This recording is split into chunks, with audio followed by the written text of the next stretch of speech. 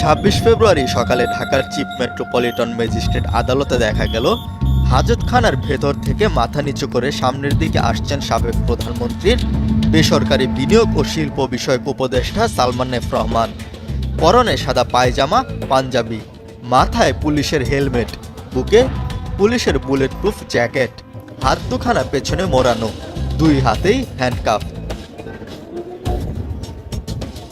এক পর্যায়ে আনা হয় সাবেক আইনমন্ত্রী আনিসুল হককে। পরনে ছিল আকাশি রঙের পাঞ্জাবি, তার দুই হাত পেছনে ছিল, দুই হাতেই পরানো ছিল হ্যান্ডকাফ। আরও ছিলেন সাবেক সমাজ কল্যাণ মন্ত্রী নুরুজ্জামান আহমেদ, তার মাথায়ও হেলমেট, বুকে বুলেট প্রুফ জ্যাকেট, তার দুই হাতও পেছনে ছিল, পরানো ছিল হ্যান্ডকাফ। গ্রেপ্তার এবং রিমান্ড শুনানির পর সালমান এফ রহমান, আনিসুল ও নুরুজ্জামানের মাথায় আবার হেলমেট পরানো হয়। সালমান, আনিসুল, নুরুজ্জামানদের কাঠগড়া থেকে আদালতের বারান্দায় নিয়ে আসা হয়। তখন দেখা যায় আনিসুল, সালমান ও নুরুজ্জামানদের পেছনে দুই হাতে লাগানো হাতকড়া। মাথা নিচু করে আনিসুল, সালমান ও নুরুজ্জামান আদালতের হাজতখানার ভেতরে ঢুকে যান।